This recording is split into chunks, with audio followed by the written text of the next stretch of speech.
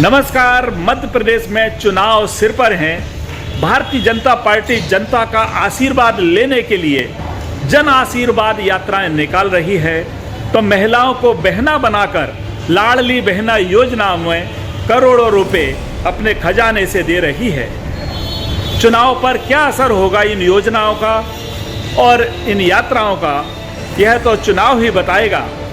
लेकिन सरकार ने जो पूरा खजाना खोल रखा है, कहीं बहनाओं के नाम पर, कहीं दूसरी योजनाओं के नाम पर, तो इसके परिणाम क्या हैं?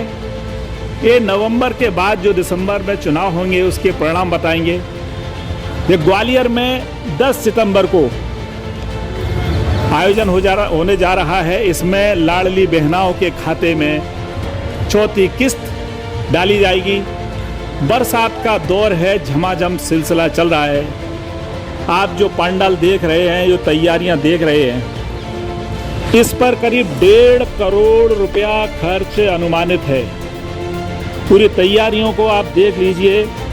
ये जितनी बारिश हो रही है उतनी बार ही इस पर मुरम डाली जा रही है। पूरा प्रशासन लगा हुआ है, पूरी मशीनरी, सरकारी तंत्र पूरा लगा हुआ है। पैसा जनता का ही है जो टैक्स के रूप में लिया जाता है। आज जन आशीर्वाद यात्राएं और इस प्रकार के आयोजनों पर भारी भरकम राशि खर्च की जा रही है। कैसे भी हो, जनता खुश हो जाए और खुश रहे।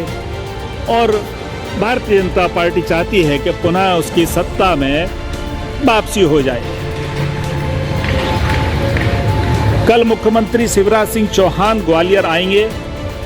अचलेश्वर मंदिर के पास से उनका रोड शो निकलेगा जो फूलबाग तक आएगा। चूंकि बरसात लगातार 3 दिन से चल रही है, इसलिए प्रशासन के हाथ पांव भी फूले हैं। मुरैना, जौरा, सबलगढ़ में भी झमाझम बारिश हुई, इसलिए यात्रा काफ़ी प्रभावित हुई। ग्वालियर में वह यात्रा 2 दिन बाद आएगी, लेकिन 10 सितंबर को लाडली बहनाओं का एक कार्यक्रम है। जिला प्रशासन लगातार मॉनिटरिंग कर रहा है, सुबह शाम व्यवस्थाओं को देख रहा है, इससे पूरा पंडाल भर सके और भारतीय जनता पार्टी खुश हो सके कि बहुत लोग मुख्यमंत्री की सभा को सुनने आए हैं। इसलिए पूरी तैयारियां युद्ध स्तर पर चल रही हैं। पूरे प्रदेश भर में ऐसे ही बड़े बड़े भव्य आयोजन किए जा रहे हैं। इस पर करोड़ों रुपए खर्च किए जा रहे हैं। चुनाव है तो चुनाव की तैयारियां अभी से चल रही हैं, बाद में आचार संहिता लग जाएगी।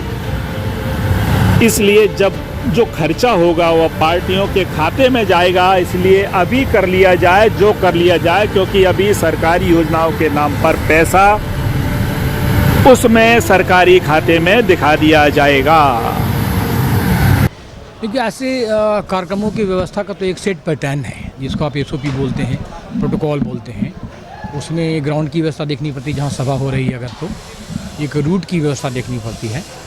और अगर वो रोड शो जैसी कोई चीज़ है, जनदर्शन है, तो आपको सुरक्षा के कुछ और इंतजाम करने पड़ते हैं, जिसका भी मैंने जिक्र किया कि पर्याप्त संख्या में CCTV कैमरे लगे हैं, उसकी निगरानी है, ड्रोन की निगरानी है। इसके अलावा साथ में जो वाहन चलेंगे उसके जो रिकॉर्डिंग होगी उसके माध्यम से भी निगरानी है। तो एक रूट की हो गई, जनदर्शन की हो गई।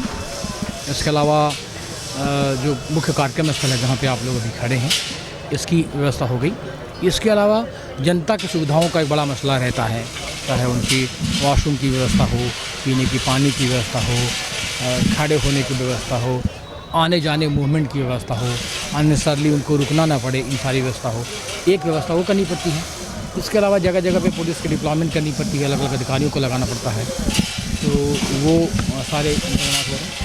हमने माननीय मुख्यमंत्री जी कल का कार्यक्रम है, इम्पॉर्टेंट रोड शो है और इसके बाद ये सभा है यहाँ पर, तो इसकी पूरी व्यवस्था लगाई गई। हमको काफ़ी संख्या में बल भी बाहर से मिला है जो आ गया है, हम उसकी रिहर्सल भी करा रहे हैं।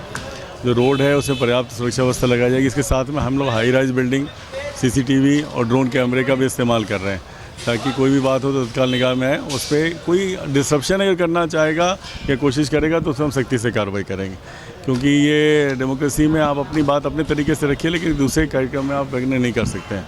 तो ये चूँकि इम्पॉर्टेंट सिक्योरिटी है सीएम साहब की, तो ये विशेष तौर पर इसकी पूरी व्यवस्था लगाई गई है और हमें उम्मीद है कि ये अच्छे से कार्यक्रम होगा और शांतिपूर्ण होगा।